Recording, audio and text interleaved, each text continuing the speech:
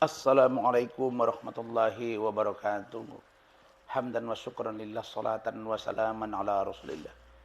Hari ini saya Dr. Ran sedang berada di salah satu showroom sahabat saya, John. Dan saya baru saja selesai mengikuti proses persidangan di PT UN Medan terkait dengan gugatan klien saya, Bapak Ali Sultan Arahab alias TSO, melawan Gubernur Sumatera Utara dan PLT Bupati Padang Lawas. Alhamdulillah berjalan lancar. Tepatnya hari ini, hari Kamis tanggal 28 Juli 2022. Saya Dr. Ran setelah melihat postingan, ingat ya, saya kemarin di pesawat sudah beritahu bahwa saya clear tidak lagi akan membahas urusan ijazah. Karena sudah dijawab oleh ketua yayasan, rektor, pembina, biro rektor, dan lain-lain. Justru mereka telah melakukan upaya hukum dan informasinya hari ini. Gugatan dimasukkan dalam laporan polisi. Itu biarlah menjadi domainnya yayasan yang dipimpin oleh Pak Muhammad Iqbal Salim dan Pak Gangga Yuda Bakti. Begitu juga dengan Pak Rektor, Dr. Insinyur Agus Haryadi MM. Begitu juga dengan organisasi advokat saya. Pradi Bersatu juga sudah memberi surat keputusan dan KTA saya. Clear. Begitu juga dengan surat kuasa Pak Budi Gunawan. Selesai. Tinggal bagaimana Farhad, bagaimana saudara Riki Stohang, bagaimana sahabatnya, temannya Pak Riki itu, yang mengatakan akan angkat tangan dengan Pak Riki kalau saya temukan surat kuasa. Itu juga clear. Dengan Bang Egy Sujana juga sudah clear. Nah, urusan Iklim Hakim, dia sudah nggak bicara lagi. Itu juga sudah saya anggap selesai. Tinggal proses hukum saja yang akan kita lihat. Nah, sekarang muncul. Nah, ini hanya statement terakhir juga. Ini yang pertama dan terakhir. Saya nggak akan komen lagi. Yaitu tentang siapapun yang pernah menjadi aspri saya. Siapapun yang pernah menjadi ajudan saya. Yang menjadi driver saya. Yang pernah bekerja di kantor law firm saya. Sebagai managing partner atau wakil managing partner atau direktur pidana, perdata, bagian umum dan lain-lain. Atau mitra saya. Saya katakan insya Allah satu pun tidak akan pernah kalian dapat kelemahan saya. Karena kelemahan itu tidak ada. Dan saya memang manusia pendosa. Saya banyak dosa. Tapi saya setidaknya berusaha lebih baik dari orang-orang yang menjelekkan saya. Saya berusaha lebih baik dari Hotman. Saya berusaha lebih baik dari Richard Lee. Saya berusaha lebih baik dari Farhad Abbas. Saya berusaha lebih baik dari Dennis Chariesta. Saya berusaha lebih baik dari Saudara Samsul. Dan yang lain-lain dan yang lain-lain.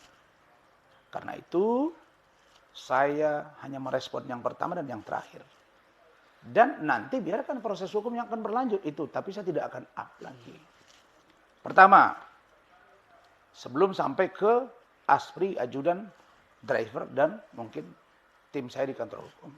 Saya sampaikan bahwa minggu lalu, saudara Hotman Paris Hutapea sudah dipanggil oleh penyidik cybercrime Polda Metro Jaya. Terkait dengan adanya postingan yang diduga dilakukan oleh pemilik akun Hotman Paris Official. Yaitu dugaan akun atau video pornografi dan atau pornoaksi atau asusila. Dan itu tidak ada jawaban dari saudara Hotman. Dan saya sudah tanya penyidik, panggilan sudah dibuat untuk yang kedua. Meskipun itu dalam tahap klarifikasi. Hotman, datanglah kau. Yang kedua, saya sudah menanya penyidik, karena itu hak kita untuk bertanya. Kita ingin tahu perkembangannya. Maka tanggal 2 Agustus sudah ada panggilan kepada saudara Uya Kuya.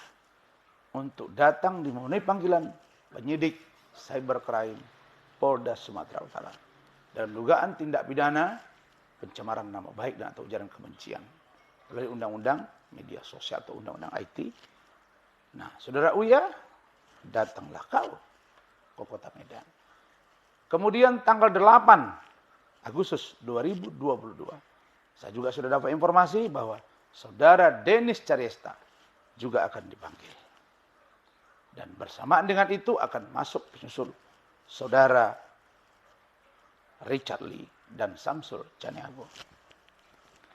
Sedangkan saudara atau Bapak Irjen Pol Purnawirawan Riki Sitohang, itu juga sudah saya laporkan, dan Farhad Abbas. Kedua-duanya saya bersyukur pada Allah dan terima kasih kepada pihak kepolisian, baik Mabes Polri maupun Polda Sumatera Utara, bahwa sudah ditunjuk penyidik untuk memeriksa laporan saya terhadap saudara Farhad Abbas dan Riki Sitohang. Sedangkan yang dalam on proses adalah Evi Susanti, begitu juga dengan laporan saya yang sudah berjalan terhadap ada salah satu aspri saya, mantan aspri, dan juga mantan driver saya. Nanti akan menyusul mantan ajudan jika saya anggap penting. Boleh ada dia mantan ajudan, ada yang mantan driver, ada yang merangkap. Kadang jadi ajudan, kadang jadi driver. Itu kita lihat situasinya. Saya sampaikan bahwa alhamdulillah saya sampai hari ini baik-baik saja, sehat-sehat saja, keluarga saya baik-baik saja.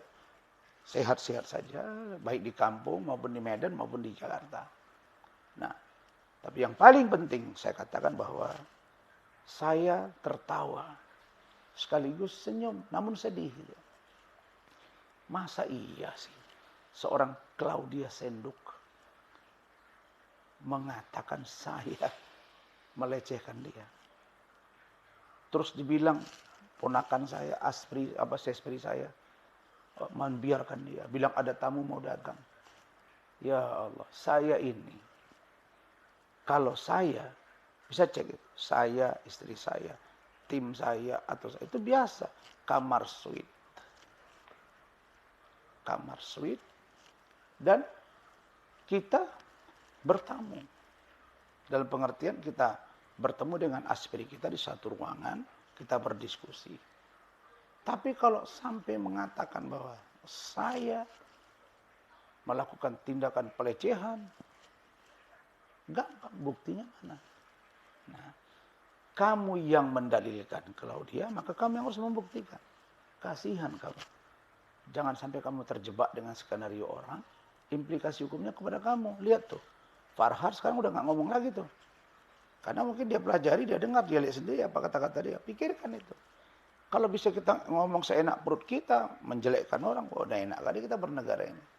Jadi, Claudia, tunggu bagian. Ya. Dan saya punya kiriman video, kau masih bilang, tonton YouTube saya. Itu patut diduga arahnya ke kau. Biar kau naik nama, ini dugaan kita.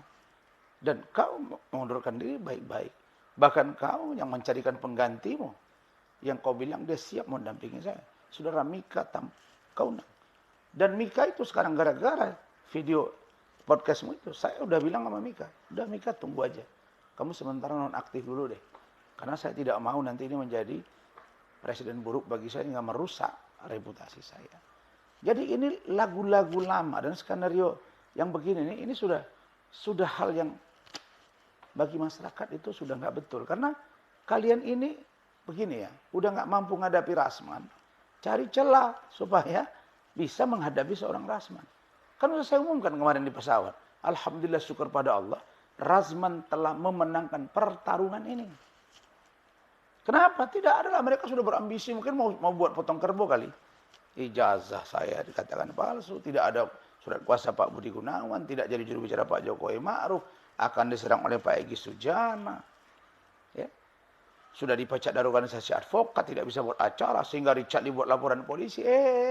Kesenggol besok, kalau nggak bisa buktikan Richard, tunggu proses hukum. Nah, saya udah bilang sama kalian, saya ini petarung, orang miskin, jual ayam, ayahnya ustadz kampung, tapi saya tidak takut menghadapi siapapun. Karena itu saya berusaha lebih baik dan Allah yang menolong saya. Sekarang gara-gara perbuatan dari Claudia dan lain-lain, saya sterilisasi sekarang semua. Ya bagaimana manajemen di kantor saya.